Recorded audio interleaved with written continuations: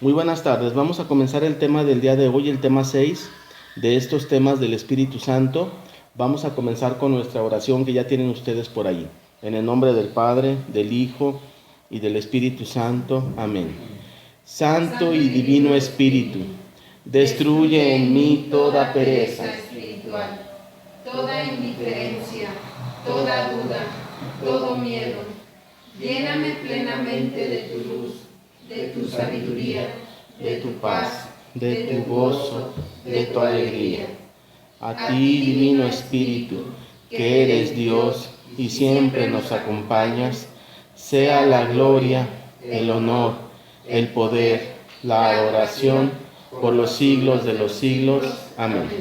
Muy bien, pues este tema no podíamos hablar del Espíritu Santo sin hablar obviamente de los dones. Ya ustedes, la mayoría de ustedes ya revisaron el catecismo o ya llevaron también el curso de Teología de la Gracia, pero vamos a revisar hoy este tema que es el acto pasivo de los dones del Espíritu Santo. Ya se acuerdan un poquito de esta parte de la contemplación infusa y de esas cosas raras que pasan cuando los dones del Espíritu Santo actúan en el cristiano. Vamos a comenzar, ya tienen ahí las diapositivas en sus teléfonos.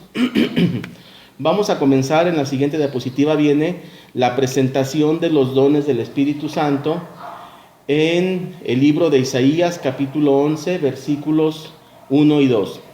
Esta lectura se lee para si no me acuerdo mal, para el primer domingo de Adviento, antes de Navidad, por allí del último domingo de noviembre más o menos, es que se hace esta lectura como primera lectura del primer domingo de Adviento. Dice: saldrá un vástago del tronco de Jesé y un retoño de sus raíces brotará. Se refiere a Jesucristo. Reposará sobre él el espíritu de Yahvé. Y luego viene la presentación de los dones. Dice: espíritu de sabiduría e inteligencia, espíritu de consejo y fortaleza, espíritu de ciencia y de temor. Esta es palabra de Dios. Te alabamos, Señor. Bien. Sabemos que los dones del Espíritu Santo son 7 y son los que se enumeran aquí. Aquí, si los contamos y los revisamos, son 6. Viene el espíritu de sabiduría, 1. El espíritu de inteligencia, que nosotros también, y que se le llama espíritu de entendimiento, o el don de entendimiento, van 2. Después habla del don de consejo, van 3. Don de fortaleza, van 4. Don de ciencia, 5. Y don de temor, 6. ¿Cuál es el que faltaría allí enunciado? No, el de fortaleza, ahí está. Falta el don de piedad. El don de piedad, dicen los estudiosos de la Biblia, que está contenido en este pasaje cuando se menciona el don de temor. Entonces ahí están los 7. Bien. Si ustedes van a una librería o buscan en Google libros de los dones del Espíritu Santo, van a encontrar muchos libros, pero la mayoría son de corte protestante. Los protestantes le llaman dones del Espíritu Santo a los carismas, es decir, al don de lenguas, al don de sanación, etc. Sabemos que en la Iglesia Católica a lo que le llamamos dones del Espíritu Santo son específicamente a estos. Para recordar un poquito, si vamos a la siguiente diapositiva, viene la definición general de los dones del Espíritu Santo.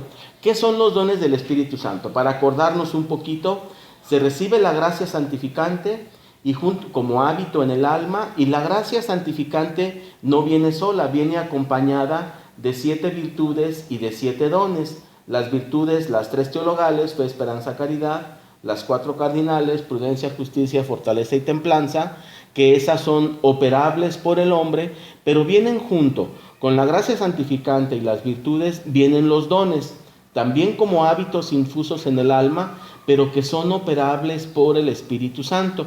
Entonces aquí está la definición. Renglón por renglón vamos a revisarla. Dice: dones del Espíritu Santo. Para empezar, son hábitos sobrenaturales. ¿Qué quiere decir? Al decir que es un hábito, quiere decir que una vez que el alma lo recibe, es como si siempre lo hubiera tenido. Es algo muy natural en ella, algo totalmente operativo, infuso obviamente, pero que está allí y opera como si siempre le hubiera pertenecido. No le cuesta ningún trabajo al don acoplarse al alma, ni al alma acoplarse al don. Entonces, los dones del Espíritu Santo, para empezar, son hábitos en el orden de lo sobrenatural. Es decir, toda la operación de los hábitos es sobrenatural. No hay una operación natural de los dones del Espíritu Santo. Si queremos ver una operación natural en el alma, pues nos vamos entonces a las virtudes. Es natural tener fe, es natural tener caridad, es natural practicar la justicia, claro, dentro del marco de los regalos dados por Dios, pero los dones del Espíritu Santo siempre actúan en el marco de lo sobrenatural. Entonces son hábitos sobrenaturales, infusos por Dios. El acto de infundir es un acto propio de Dios. Nadie puede infundir algo sobre otro ser. Que tú digas, yo le voy a infundir a esta persona mi amistad. Pues no, le darás la amistad y ella decidirá si la toma o la deja o en qué medida se practica la amistad. Pero algo infuso por Dios precisamente es esto. Algo que pasa a ser parte del alma en este caso, ¿sí? Entonces, hábito sobrenatural infusos por Dios en el alma del justo. Son hábitos entonces que llegan al alma del justo. ¿Quién es el justo? Pues el que está justificado por nuestro Señor Jesucristo. Es decir, el que tiene la gracia santificante y además lleva ya un caminito, aunque sea de 1 o 2 días, que tiene una práctica y una fe, ¿sí?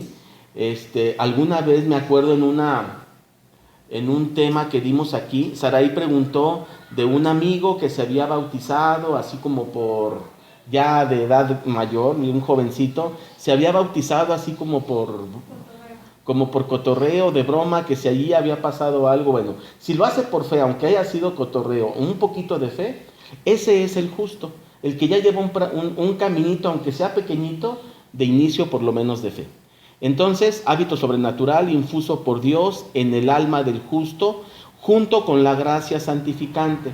¿Qué quiere decir? Que si llega el pecado y la gracia desaparece, desaparecen los dones. Y aquí viene la parte central, que hacen dócil al hombre. Dócil al hombre quiere decir que coopera, pero que además se deja llevar, que además está accesible para actuar bajo el instinto del Espíritu Santo. Esto significa que cuando un don del Espíritu Santo va a actuar sobre el alma, va a actuar sobre el hombre, va a actuar por inspiración del Espíritu Santo y la voluntad del hombre queda a un lado, ¿sí? Aquí lo que opera es la voluntad del Espíritu Santo. Cuando el hombre quiere actuar la santidad, por su propia voluntad tiene las virtudes, pero el actuar de los dones es por la voluntad, como dice aquí, bajo el instinto del Espíritu Santo, hacia donde el Espíritu Santo quiere guiar. ¿Hasta allí vamos bien? ¿Sí? Bien. Entonces vamos a comenzar a revisar. Este tema está un poquito complicado, trae algunas palabras que yo quisiera no confundir, entonces voy a hablar despacio para no decir cosas que no son. Bien, vamos a la siguiente diapositiva. Sabemos que somos cuerpo y alma. En el cuerpo pues está nuestra parte física y está también nuestra parte mental. En la mente podemos identificar claramente la inteligencia, las emociones. En la inteligencia pues viene toda la parte racional, vienen también los recuerdos, la memoria, la imaginación, y en las emociones todo lo que sentimos, todas nuestras emociones de enojo, de alegría, de tristeza, toda eso es nuestra parte emocional. Entonces el cuerpo lo pongo ahí como una franja roja. Está el cuerpo físico, la inteligencia y las emociones. Y por otro lado está la parte espiritual del hombre, que es específicamente el alma, y el alma tiene 2 potencias de entendimiento y voluntad.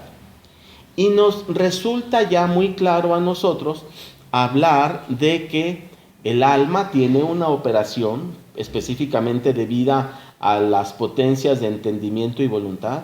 El alma tiene una operación cuando se encuentra en estado de gracia. Cuando viene la gracia santificante y se deposita en el alma comienza a tener una operación que le es propia en una realidad espiritual. Esa operación no la vemos tú y yo con nuestros ojos en este mundo físico. Sabemos que el alma tiene una realidad espiritual, dado que es espíritu, es nuestra parte espiritual, nuestra alma, y por lo tanto toda su operación se lleva a cabo en una realidad espiritual, ¿sí? Obviamente en esa realidad espiritual, una vez que el alma recibe la gracia santificante, comienza a llevarse allí a cabo una operación que no es muy fácil que podamos tener certeza total de qué ocurre allí. Podemos saberlo por la fe y podemos saberlo por la doctrina. Entonces, esto que sabemos por la fe y lo que sabemos por la doctrina, sabemos que cuando el alma entra en estado de gracia, comienza a estar el alma en un estado permanente de éxtasis místico. Es decir, vive en gracia, vive en alegría, vive en santidad. Santidad significa que adquiere una cualidad que le es propia a Dios y que ahora le es propia al alma. Por lo tanto, el alma es de Dios, por Dios y para Dios, y comienza a obrar Dios en el alma, ¿sí? El alma es la encargada, y junto a nosotros con la parte corporal, pero el alma es la encargada con su operación de ir construyendo nuestro estado de gracia en lo sobrenatural. En toda esa cuestión espiritual que nosotros no podemos ver ni tener clara racionalmente, porque pues es algo que nos es ajeno y nos es negado, el entender qué ocurre ahí, pero sí nos queda claro que el alma comienza a transitar su camino de santidad y el alma comienza a tener operación propia de santidad y además a ser objeto del actuar de los dones del Espíritu Santo sobre de ella. Por eso es que el alma está en un estado permanente de éxtasis mientras se tiene la gracia santificante. A ver, entonces, esta es la primera parte. Hasta aquí, ¿alguna pregunta respecto de esto, del estado de éxtasis permanente del alma? ¿No? ¿Va bien? Recibe entonces el alma la gracia santificante, la hace santa. El alma también recibe las virtudes y el alma comienza a tener fe, comienza a tener esperanza, comienza a tener caridad. También obviamente recibe los dones y los dones la llevan a un estado místico permanente. El alma sí aguanta un estado místico permanente, es más, es su estado natural para el cual el alma fue construida. El alma fue construida para operar de manera constante y permanente en ese estado místico, en donde lo divino, en donde lo santo, en donde las cosas referentes a Dios y pertenecientes a Dios están presentes en todo momento en la actividad del alma, ¿sí? Bien. ¿Qué ocurre entonces? Pues ocurre que el cuerpo físico, tú y yo en esta vida vamos al supermercado, vamos al trabajo, nos vamos al fútbol el domingo y la verdad es que esta vida espiritual nos es muy ajena. Sí tenemos una vida espiritual y hacemos nuestras oraciones en la noche o durante el día o vamos a misa entre semana o el fin de semana, pero la mayor parte del tiempo, siendo honestos, un cristiano promedio lleva su vida operando en este mundo, ¿sí? Ya solamente un santito, muy elevado, se la pasa todo el día en actividad espiritual, pero tú y yo, y más yo, en esta vida normal, la acabo de describir. Vamos al supermercado y nuestra vida normal de la cocina, del trabajo, de la familia nos absorbe, pero nos mantenemos en estado de gracia. y no somos conscientes de todo ese estado místico que se vive en el alma. Sin embargo, en la siguiente diapositiva pongo ahí una flechita. Cuando el alma es conectada con el cuerpo bajo los criterios de Dios, por una gracia actual de emoción, que es como se le llama este tipo de gracia actual, viene una gracia actual especial que Dios siembra de manera momentánea en el hombre, y esta gracia actual permite que haya una conexión muy de corto tiempo, intensa y de corto tiempo. ¿Cómo ocurre esto? Ocurre que cuando Dios, que está en el cielo y en la tierra y en todo lugar, está viendo la vida de todas las personas, y hay por allí alguna que bajo los criterios de Dios y bajo los parámetros de Dios está lista para comenzar a vivir su vida mística ya desde esta vida, y no me refiero al alma solamente, sino también al cuerpo, entonces Dios siembra una gracia actual de emoción que permite que el cuerpo físico y la mente intelectual del hombre experimenten por instantes, en los lapsos donde Dios lo define, algún tipo de la actividad del alma. Obviamente, la actividad espiritual del alma es una actividad muy rica y muy diversa, pero cuando viene una de estas gracias mandadas por Dios, mandadas por el Espíritu Santo, el cuerpo y la mente comienzan a tener contacto con algún pequeño episodio, Dios define cuál, de la vida ordinaria sobrenatural del alma. ¿Vamos bien? ¿Sí? Es decir, que de manera sobrenatural, ya sea el cuerpo o la mente del hombre, o los dos, cuerpo y mente, perciben por un instante pequeño algún suceso o algún evento de eso que está ocurriendo en el alma. Todo esto ocurre en estado de gracia, ¿sí? Y entonces en la siguiente diapositiva defino lo que ya una vez definimos en el curso de teología, lo que es la contemplación infusa, ¿sí? ¿Qué es la contemplación infusa? Pues precisamente esto, que el Espíritu Santo permite que el hombre contemple infusamente, porque el hombre no tiene ningún elemento para contemplar lo espiritual, ni con los ojos, ni con los oídos, ni con las manos, porque lo espiritual no es de ojos, ni oídos, ni manos, ni de oídos, ¿sí? Mediante algún mecanismo dado por el Espíritu Santo infusamente permite que el cuerpo o la mente tengan alguna contemplación del estado del alma, de algún episodio del estado del alma. ¿Sí está claro? ¿Sí?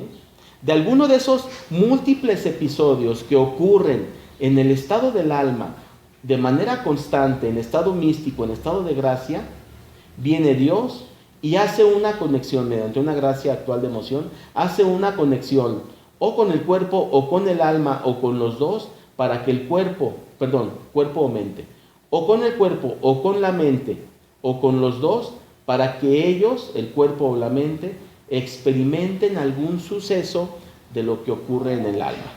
Vamos a revisar qué dice esta diapositiva de contemplación infusa. Dice, por voluntad del Espíritu Santo. Aquí entonces significa que es cuando el Espíritu Santo lo desea. Tú, por más que lo quieras provocar, o por más que lo pidas, o por más que insistas en esto, no lo vas a poder lograr, solamente bajo los criterios de Dios. Entonces, por voluntad del Espíritu Santo, el cuerpo y la mente entran en contacto con el alma, ¿sí? Experimentando su estado, el estado del alma. Mientras el hombre físico, cuerpo y mente, se mantiene pasivo. Entonces, ¿qué ocurre aquí? En algún momento, el Espíritu Santo permite que haya este contacto entre el cuerpo y el alma, o entre la mente y el alma, de tal manera que el cuerpo o la mente experimentan algo del estado del alma, pero aquí hay algo muy importante. Cuando ocurre eso, el hombre, es decir, cuerpo y mente, el hombre físico, se mantiene pasivo. ¿Qué significa eso?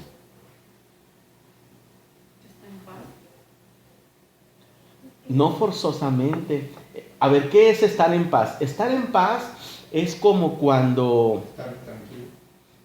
pues como ahorita, a gusto en un sillón, descansando con un vasito de agua.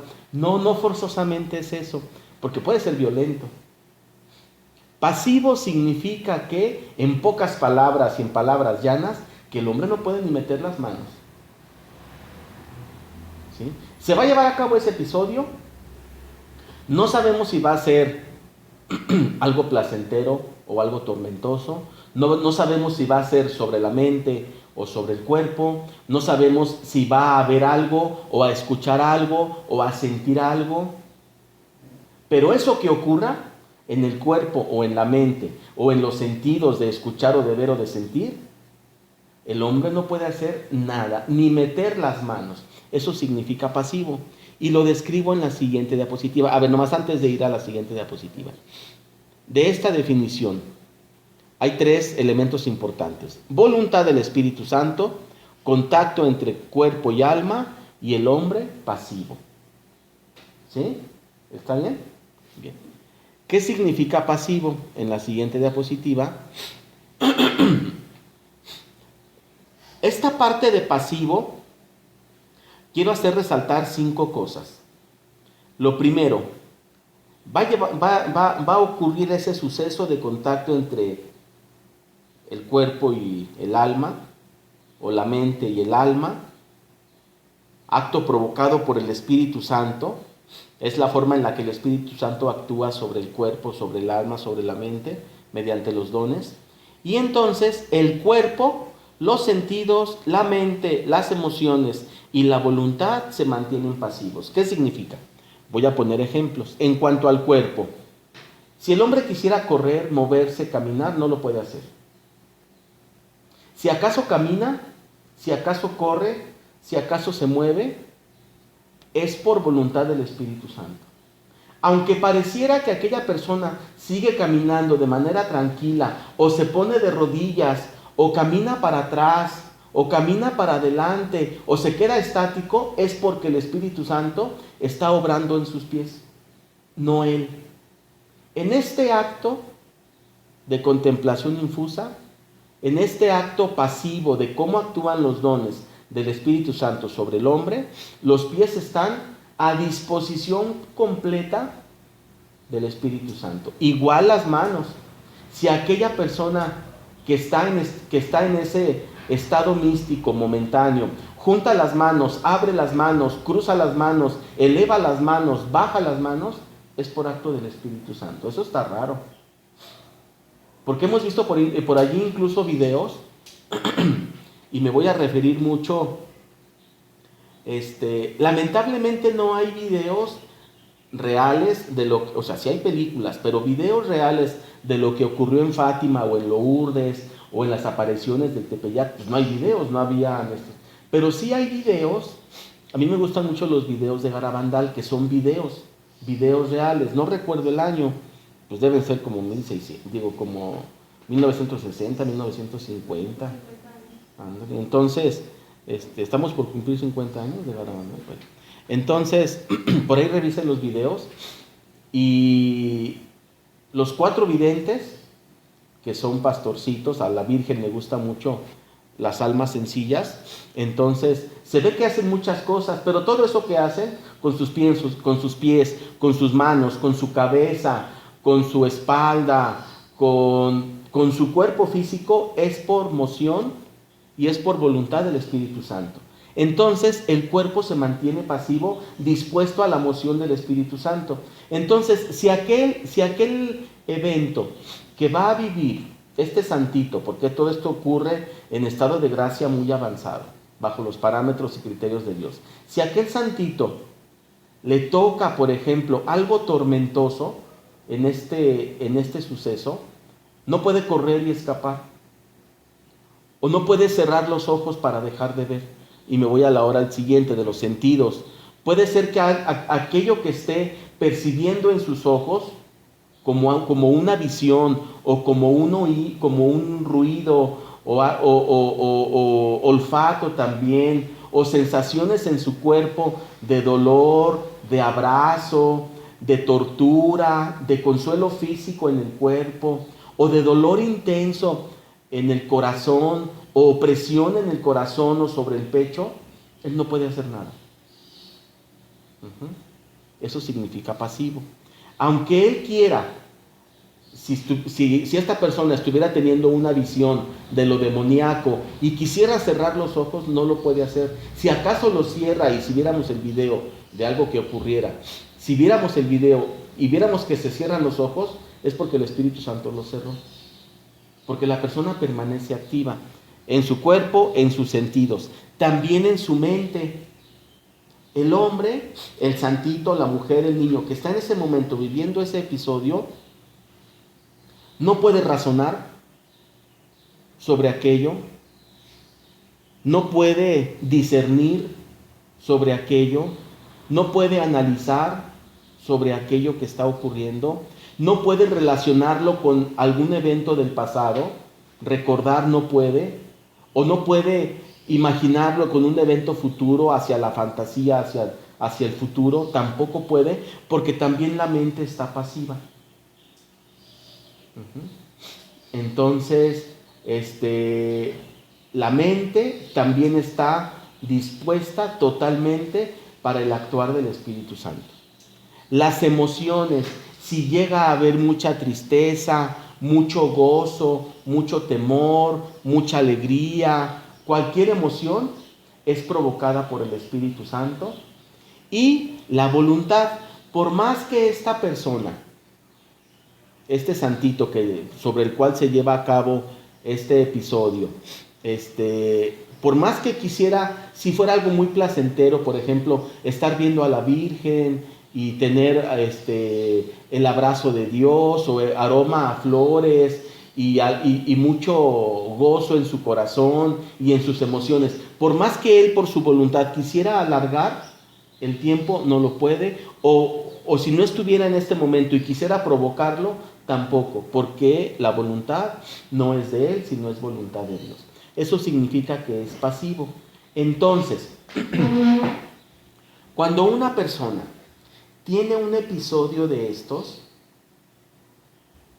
y se puede hincar o puede extender sus manos y comenzar a orar el Padre Nuestro por su voluntad, quiere decir que no está en este episodio, ¿sí?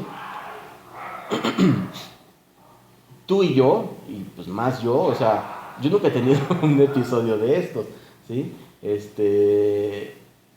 Pero sí conozco una o dos personas que en algún momento los han tenido, y son episodios que ellos no controlan. Algunas personas me han dicho, por ejemplo, o han preguntado, oye, entonces, cuando estamos en misa y sentimos mucha alegría y comenzamos a llorar por lo que el Evangelio nos dice, bueno, ahí tú estás consciente y estás escuchando lo que dice el Evangelio y te está llegando al corazón, y ese es un episodio ascético muy bonito que construye la santidad. Aquí no estamos hablando de episodio ascético, sino de episodio místico. ¿Sí vamos bien hasta allí? ¿Alguna pregunta?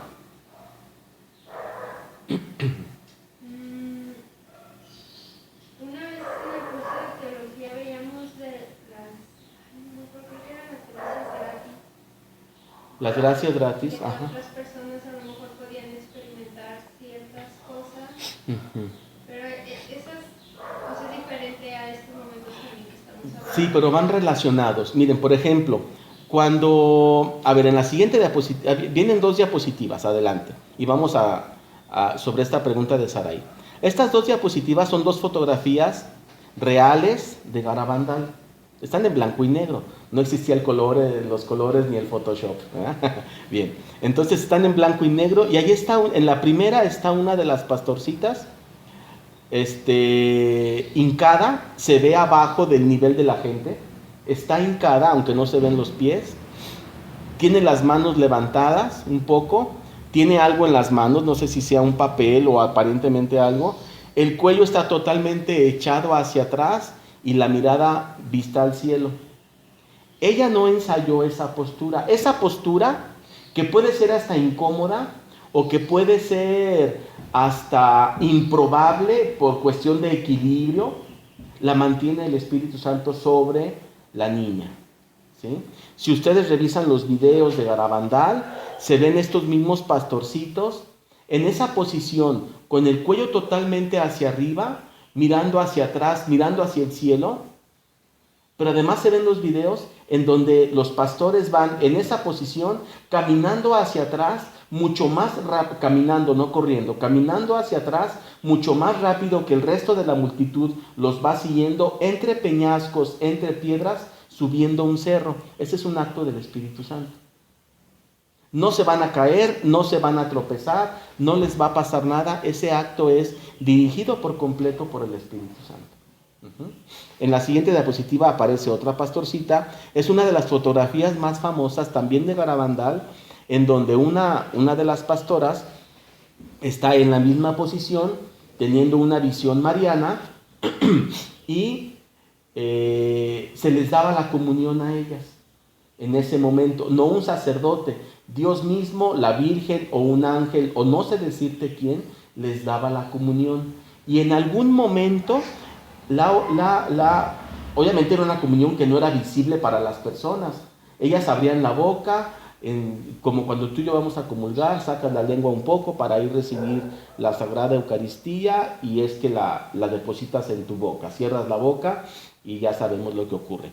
Pero aquí en esta foto, esa Eucaristía que es invisible se materializa. Y está la foto de la Eucaristía materializada en la boca de la pastorcita. Y ese es un acto del Espíritu Santo, ¿sí? Entonces, eventos como este sí hay documentados, grabados, los pueden revisar allí en YouTube. Vean particularmente los videos de Garabandal. Están documentados y los pueden ver de esta manera. Entonces, lo que preguntaba ahorita Saraí, ¿cómo se relaciona esto con las gracias gratis? Bien. El estado místico tiene dos efectos y ahorita voy a explicar cuáles son. Este estado místico tiene dos efectos sobre el místico, sobre el alma del místico, del jovencito, en este caso de la pastorcita, y sobre el entorno, sobre las demás personas, sobre los espectadores que están ahí alrededor.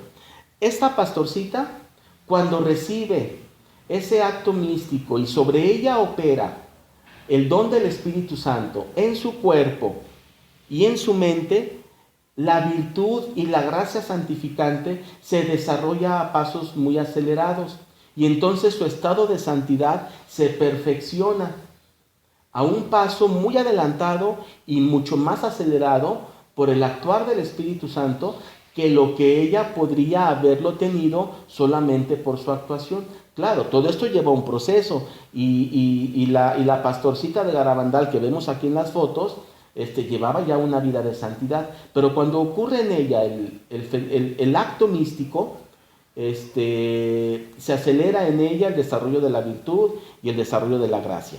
Para los que están alrededor, todo este acto es una gracia gratis, porque contribuye a la conversión de ellos y a la salvación de ellos.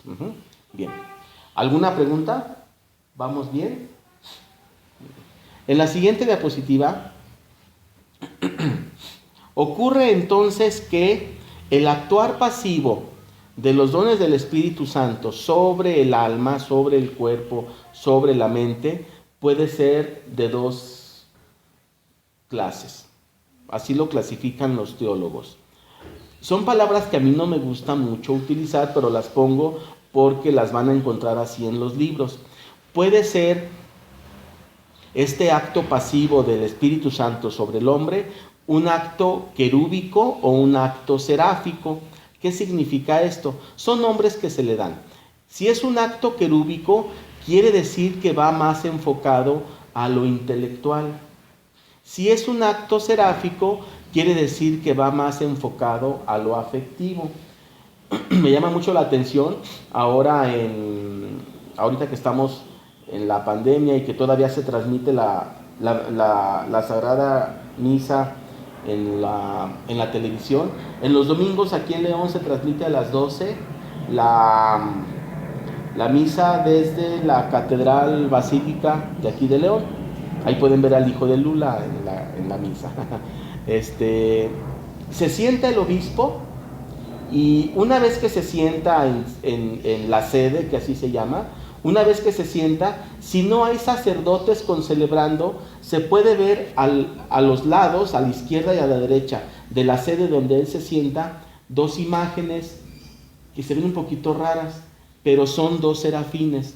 Los serafines, ya esto ustedes revísenlo, tiene que ver con la angelología y yo a eso no me dedico, pero revísenlo, es muy bonita. Se ve ahí dos serafines que se clasifican o se identifican cada uno con 3 pares de alas, ¿sí?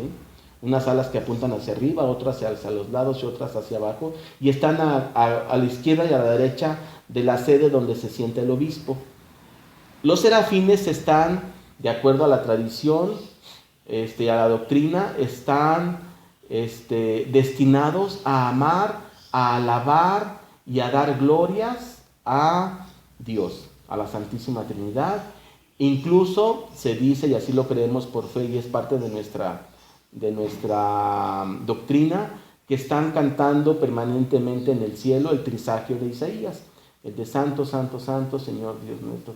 ¿Cómo va? ¿Te acuerdas? Ándale, que se canta en la adoración a las 12 de la noche, en la adoración nocturna. Bien, entonces, si el acto pasivo, me voy a regresar a la diapositiva anterior, no donde está la pastorcita en la comunión, sino donde está la pastorcita con la multitud. Allí vemos la foto, pero no sabemos qué está pasando sobre de ella, ¿sí? O sea, vemos la foto, está en una posición rara, con la cabeza mirando hacia arriba, pero no sabemos si este es un acto querúbico o un acto seráfico. No sabemos si es un acto más hacia lo intelectual o más hacia lo afectivo. ¿Y qué quiere decir? Pues que el acto va, si es seráfico, quiere decir, como es por los dones del Espíritu Santo, quiere decir que va sobre los dones menores, que es temor de Dios, que es el actuar del don de fortaleza o el don de piedad. Y si es un acto intelectivo, quiere decir que es por el actuar de los dones superiores, consejo, ciencia, entendimiento o sabiduría. Esa es la única diferencia, pero el efecto es muy diferente. Un acto intelectivo tiene que ver más con la comprensión, con el conocimiento y con el entendimiento de las cosas referentes de Dios, ya sea la revelación, su persona, su plan, su ley. Y un acto afectivo tiene que ver más sobre el amor, sobre la caridad, sobre la misma piedad, y es un acto totalmente emocional sobre la potencia de la voluntad del alma y se debe pues obviamente a los dones de temor, fortaleza y piedad. Y aquí pongo que los dos pueden ir sobre el cuerpo, sentidos, mente, emociones y alma. No forzosamente los de la mente tienen que ser intelectivos. Se puede tener, por ejemplo, en la mente una sensación emocional de amor o de dolor. El dolor, el amor, el temor, la angustia, una esperanza muy grande, son actos mentales, porque estamos hablando de emociones en este caso, y son afectivos, aunque vayan sobre la mente. Uno pudiera decir, si van sobre la mente son intelectivos. No, porque ahí también están las emociones, ¿sí? También puede ir sobre los sentidos, es decir, sobre los sentidos quiere decir la vista, el oído principalmente, o el cuerpo mismo, el tacto, o sea, el golpes, abrazos, dolores, caricias, y pueden ser también en lo intelectivo o en lo afectivo, ¿sí? ¿Vamos bien? ¿No está muy revoltoso? Bien. Y entonces, lo que vamos a ver ahorita ya en los últimos 10 minutos es, de manera general, cómo los 7 dones generan este tipo de actos pasivos de contemplación del estado del alma derivado de cada uno de los dones. Y vamos a ir en orden. Vamos a comenzar con aquí ya me pasé, con el don de temor de Dios. Cuando el contacto entre el cuerpo y mente con el alma ocurre a través del don de temor de Dios, porque así lo definió el Espíritu Santo, ¿qué comienza a experimentar el cuerpo o la mente? Comienza a experimentar de inicio un temor muy grande, sobrenatural, de ofender a Dios, porque el alma no quiere ofender a Dios. El alma siempre está buscando cumplir la voluntad de Dios, está deseosa de amarlo, deseosa de tenerlo, y entonces se tiene este suceso. Alguna vez mi esposa decía que así como existe la posesión demoníaca, esta es posesión divina, en donde el cuerpo y la mente y el alma son poseídos por Dios, ¿sí? Son poseídos por Dios y por lo tanto operan bajo la voluntad del Espíritu Santo. Entonces, cuando ocurre esto, en esta primera diapositiva del don de temor, el cuerpo, la mente, de manera sobrenatural, tienen contacto con el temor natural que tiene el alma de ofender a Dios, o también una conciencia del pecado cometido, o una conciencia del pecado del mundo, en donde aquella persona, si el Espíritu Santo le regala a esta persona, a este santito, esa manifestación bajo el don de temor de la conciencia de pecado, puede ver todo lo horrible, todo lo blasfemo, todo lo horripilante que es el pecado. Tanto el pecado personal cometido, aunque ya haya sido perdonado, aunque ya haya sido purgado, existe de todos modos el pecado. Y si Dios regala esta manifestación del don sobre la persona, entonces puede ver todo aquello, o sentir, o escuchar, o tener la sensación, depende si va sobre el cuerpo, sobre la mente, sobre los sentidos, sobre las emociones. Pero la conciencia de pecado es un dolor muy fuerte. La grandeza de Dios también es otra manifestación del don de temor. Aquella persona simple y sencillamente percibe de manera sobrenatural lo que el alma está acostumbrado a ver, la grandeza de Dios.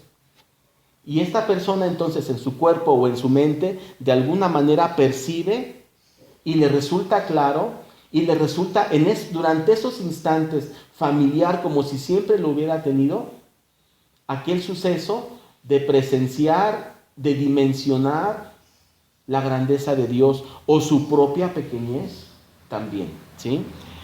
Otra forma del mismo temor de Dios es desear cumplir por completo la voluntad de Dios y decidir ya para siempre nunca ir contrario a esa voluntad. O también todas las visiones de lo demoníaco son propias de este don.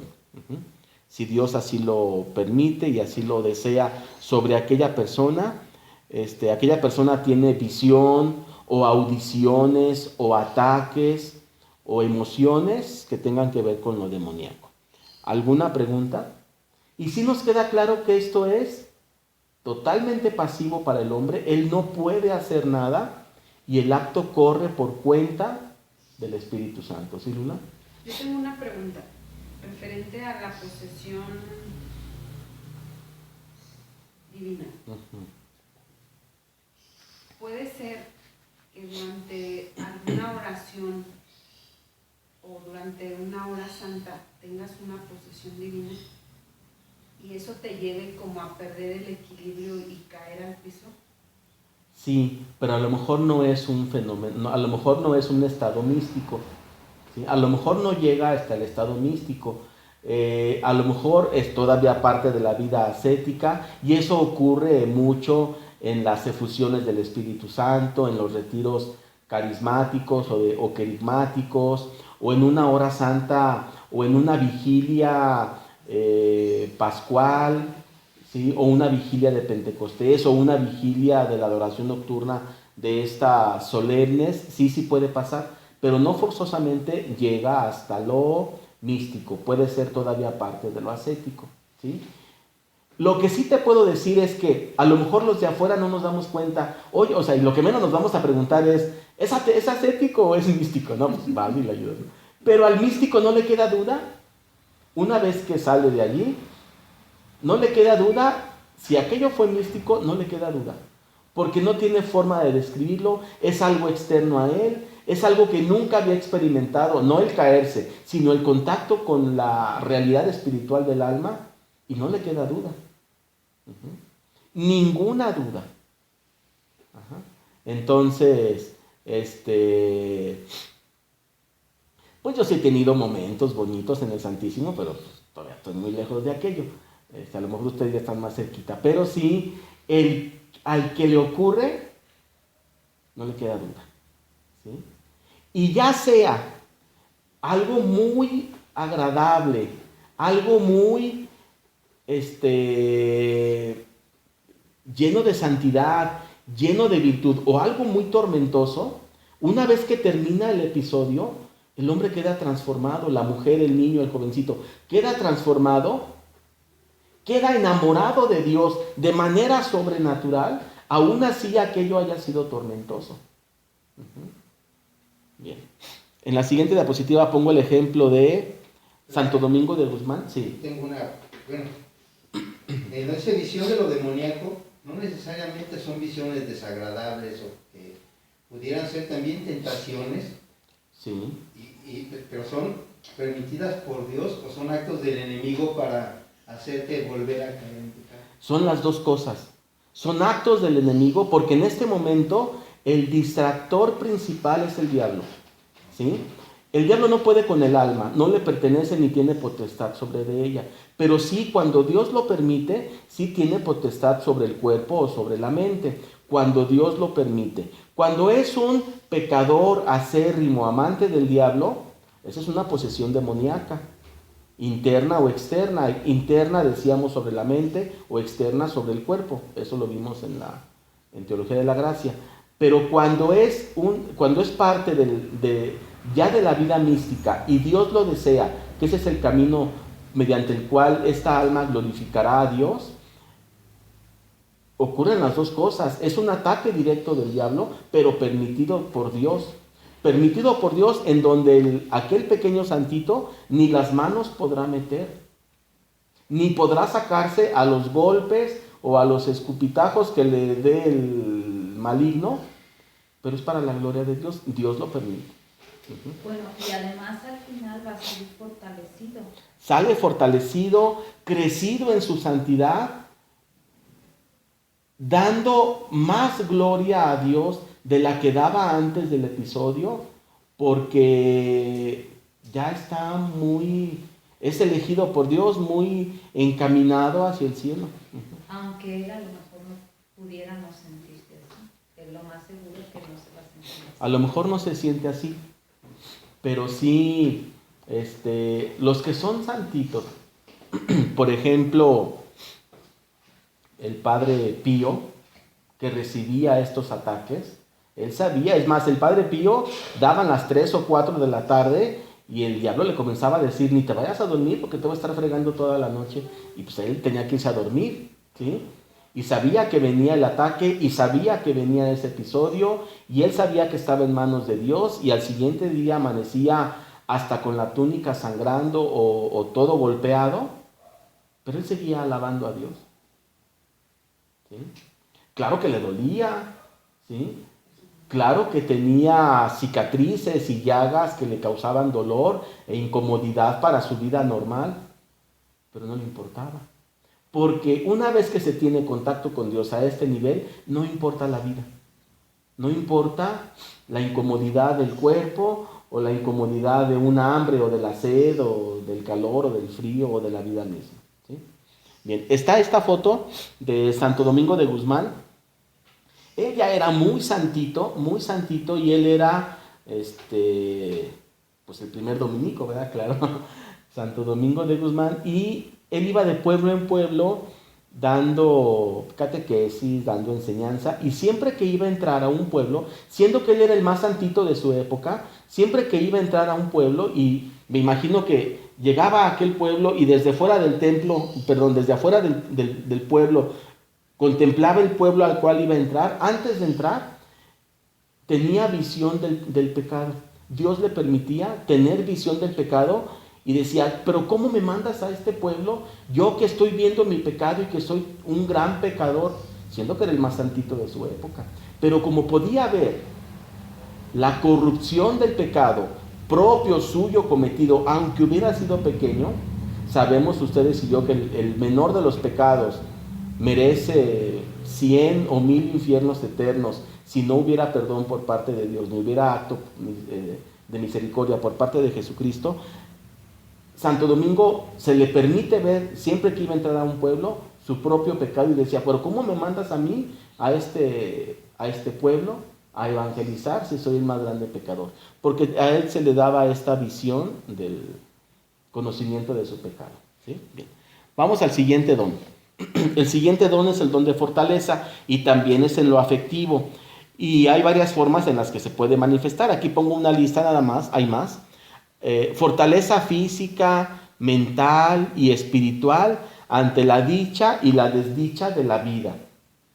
En la propia vida hay dicha y hay desdicha, entonces se requiere la fortaleza física, mental y espiritual para llevar a cabo la vida misma. Pero además, ya en lo sobrenatural, fortaleza para con el abrazo de Dios, aquella alma que ya tiene un estado de santidad y que va a entrar en este proceso místico y que va a tener este episodio de contemplación infusa y que va a ser, que va a experimentar estos episodios, necesita la fortaleza, tanto en cuerpo como en mente, como en alma, para recibir el abrazo de Dios. Y ahí contemplo y ahí concentro todo lo bonito de un episodio místico, o para recibir el ataque del maligno, y ahí concentro todo lo tormentoso que pueda ser, ¿sí? Pero además para soportar el acto de transformación de Dios sobre esa persona, porque la persona que entra en estado místico y ya en vida mística está viviendo un proceso de transformación acelerado, que si no se tuviera el don de fortaleza, no se puede soportar, ¿sí? Y entonces, en la siguiente diapositiva pongo el santo cura de Ars. Él también, al igual que el padre Pío, recibía la visita en las noches y durante el día del maligno. El maligno, por ahí, bueno, en parte de la historia, había noches que llenaba de perros o de lobos la habitación para que ellos atacaran al cura, o murciélagos, a él se le presentó mucho esto de los murciélagos, o aves de rapiña que llegaban y atacaban, y como es un acto pasivo, él no puede ni meter las manos. Claro, está defendido por Dios, y Dios permite, hay un numeral del catecismo, no recuerdo el número, son muchos, pero hay un numeral referente ya al Padre Nuestro, debe ser el numeral 2850 para adelante, donde dice el Padre Nuestro, Padre Nuestro que estás en el cielo, líbranos del mal. Cuando dice líbranos del mal, hay un numeral que dice allí, Dios nunca va a mandar un mal superior a aquel que puedes, o una prueba superior. No nos dejes caer en tentación y líbranos del mal. Una prueba superior o un mal superior al que Él va a socorrerte para salir adelante, ¿sí? Entonces, aunque se llenara allí de lobos y coyotes o murciélagos o aves de rapiña la habitación del santo cura de Ars, Dios está con él, ¿sí? Y es para... Dirá San Pablo, le he pedido a Dios 3 veces que me quite este aguijón, y el Señor me responde, mi gracia te basta. Mi gracia te baste. Bien. Don de piedad. Este don de piedad es un don que es muy bonito. Difícilmente causa dolor, aunque sí llega a causar, ¿sí? O flagelo. El don de piedad comunica al hombre en su cuerpo o en su mente o en las dos toda la vida de familiaridad que está experimentando el alma al saberse hija de Dios, hija de la Virgen María, hermana de los santos y de los ángeles, parte de la iglesia peregrina, purgante y triunfante, parte de la creación. Entonces el alma que está experimentando este suceso se ve abrazada y perteneciente a esta familia, ¿sí? Sí pudiera en algunos casos llegar a ser tormentoso cuando se combina con alguna otra parte del don, porque no es solamente uno de los dones el que se manifiesta, pueden ser varios. Entonces imagínense, por ejemplo, a Santa Teresa del Niño Jesús, que ella se sabía esposa del Niño Jesús, pero también se sabía esposa de Jesús en la cruz.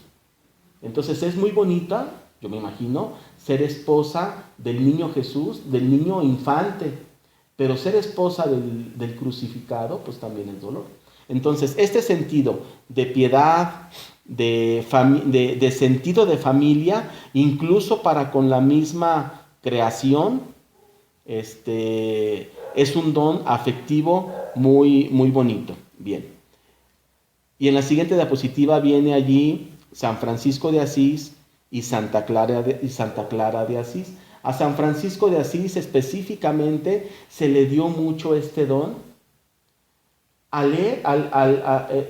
Cuando él se siente, cuando él ve al hermano lobo, al hermano sol, a la hermana luna, al hermano ermitaño, a cualquier persona como parte de una gran familia, es porque este don de piedad está manifestándose en él, muy latente, muy fuerte, específicamente de esta manera, sobre San Francisco de Asís y sobre Santa Clara de Asís. ¿Alguna pregunta? Bien. El don de consejo. Formas mediante las cuales se puede manifestar el don de consejo. Específicamente da claridad claridad infusa del plan de Dios para la humanidad. Dios tiene un plan para la humanidad, su plan de salvación. Este don de consejo clarifica, y pues obviamente va mucho sobre la parte mental, por eso es intelectual, ¿sí? Aquí estamos brincando a la parte intelectual. Le clarifica al hombre. El alma lo tiene claro. El alma tiene los dones infusos y entiende perfectamente a la perfección el plan de salvación. Pero cuando esto se manifiesta como acto pasivo, por obra del Espíritu Santo, en la mente del hombre que todavía está aquí en la tierra y que es un santito y que va caminando, cuando se le clarifica el plan de salvación de Dios para la humanidad, para el hombre, para los pueblos y para cada alma particular y particularmente para su propia alma, obviamente se tiene una sensación divina de rumbo que se debe de seguir y una certeza de que se quiere seguir ese plan de salvación marcado para el hombre y para los pueblos. Entonces al hombre se le clarifica junto con esto el pecado, se le clarifica la ley y la norma del plan que debe de seguir, incluso se le clarifica lo que debe hacer y lo que no debe hacer. En la siguiente diapositiva viene una foto del santo cura este es el Padre Pío, en el confesionario. Todos conocemos la historia. Llegaba gente a confesarse y él, mediante el don de consejo, conocía actos de la persona que se estaba confesando, del fiel que se estaba confesando, que a lo mejor él ni siquiera recordaba, y él se los recordaba, ¿sí? Porque se le manifestaba propio de este don de consejo, dirigido hacia conocer el plan de Dios y conocer lo que está bien y lo que está mal respecto del plan. A él se le clarificaba esto, ¿sí? ¿Vamos bien?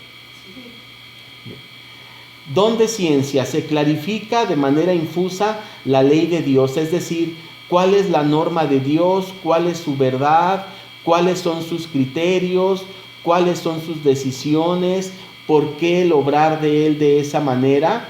Y entonces a las personas, a las almas que se les manifiesta la claridad con la cual el alma ya ve la ley de Dios, entonces el hombre en su mente entiende, pero sin ningún error, y como siempre lo hubiera sabido, la ley de Dios.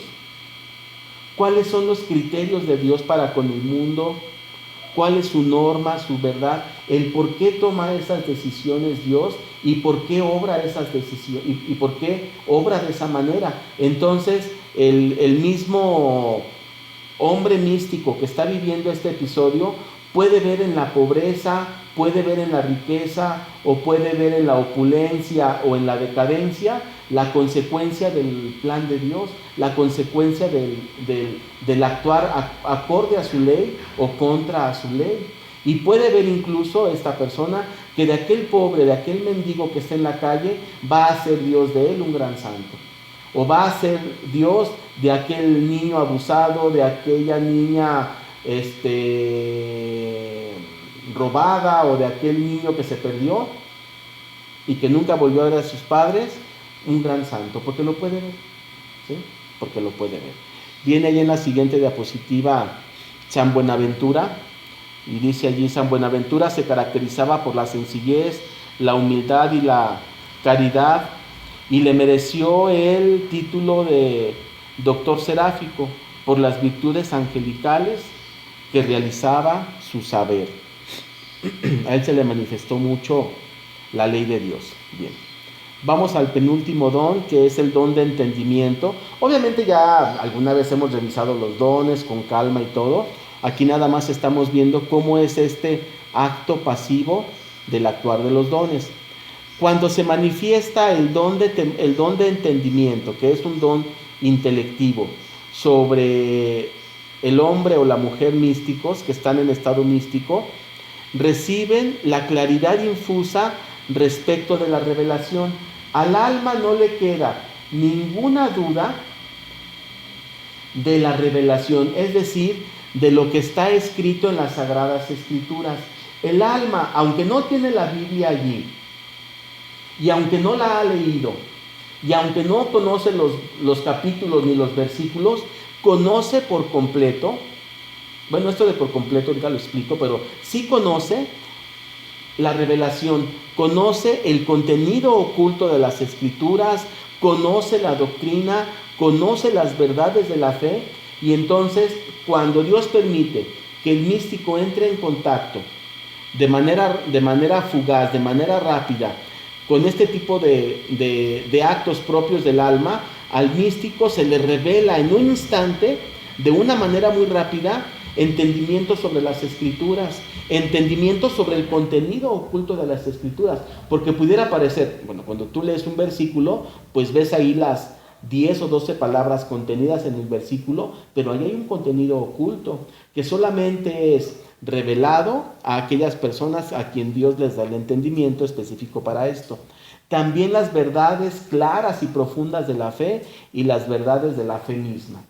Y esto, cuando el místico tiene contacto con esto y lo sabe y lo conoce, puede ser que en 2 o 3 segunditos reciba una sabiduría muy grande de entendimiento de las Escrituras y se ponga a escribir libros y libros y libros y libros y libros y nunca termine. El caso, o que se lleve pues muchos libros, el caso de Santo Tomás de Aquino, ¿sí? Cuando Santo Tomás de Aquino, filósofo del año 1300, el de los más grandes filósofos que hay, mucha de la doctrina católica se soporta en sus aportaciones que fueron dadas por acto del Espíritu Santo. Se dice que cuando Santo Tomás de Aquino estaba a punto de morir, Dios le dijo: ¿escribiste bien de mí? Ese fue un regalo que Dios le dio, ¿verdad? Bien. Por último, el don de sabiduría. El don de sabiduría, el alma en estado de gracia, en ese estado místico constante que está viviendo el alma es un alma sabia. ¿Qué significa que sea sabia? Sabia no significa que conozca las ciencias, eso es el don de ciencia. Sabia significa, en términos de virtud y en términos de teología, que tiene contacto con Dios. ¿sí? Claro, el contacto pleno con Dios está reservado para el cielo, pero desde ahora tú y yo podemos tener contacto, un contacto ascético con Dios, pero cuando viene el contacto místico, quiere decir que este místico que está viviendo este episodio tiene una visión de la Trinidad. No es que vea forzosamente a tres personas, como lo vemos aquí en el Templo del Señor de los Milagros. Ya ven que al frente está, o también en la parroquia, está la imagen de bulto de la Santísima Trinidad, de la Divina Providencia. Está Padre, Hijo sobre el mundo y el Espíritu Santo encima de ellos, saliendo rayos de luz de Él. No es que lo vea así, sino que tiene contacto místico a nivel espiritual con la realidad divina de Dios. No hay otra forma de decirlo. No lo ve, no lo toca, pero tiene certeza de su presencia, del patrocinio que da hacia el mundo y hacia él mismo. Entonces esta persona tiene una visión de la Trinidad, o tiene una visión de las tres divinas personas, a lo mejor de alguna de manera preferente. Puede ser que tenga una visión del Señor de la Misericordia como Sor Faustina, o que tenga una visión del niño Jesús como Santa Teresita del Niño Jesús, o que tenga una visión de quién más, del Sagrado Corazón de Jesús como Santa Margarita María, o que tenga una visión de alguna de las tres divinas personas, ¿sí? También una visión de la familia divina o de la Virgen. Todos los episodios de visión, de visiones marianas tienen que ver con este don. O también puede ser que se tenga visión de los santos, visión de los ángeles, o también visión de la otra vida, ¿sí? Aquellas personas que ven el cielo, el infierno, el purgatorio, que ven la muerte, que ven el juicio final, que ven difuntos, dentro de las visiones sanas y de la vida mística, aquí está. O también que tienen percepción clara de la eternidad. Entonces, y la última diapositiva viene una imagen se está representando allí la visión angélica que tenía Santa Teresa de Ávila. Ella regularmente tenía visión de ángeles durante 2 o 3 segunditos, y cuando regresaba, cuando salía del episodio místico, más de una vez dijo: ya no quiero yo tener diálogo con ningún hombre, solamente con los ángeles o contigo, refiriéndose a Dios. Bien. Entonces, de manera general, ya se nos fue un poquito el tiempo, pero de manera general, aquí está cómo es el acto pasivo del Espíritu Santo sobre el hombre. Es pasivo, dirigido por Él para la santidad del hombre y obviamente para la glorificación de Dios. Muy bien, pues terminamos. En el nombre del Padre, del Hijo y del Espíritu Santo. Amén.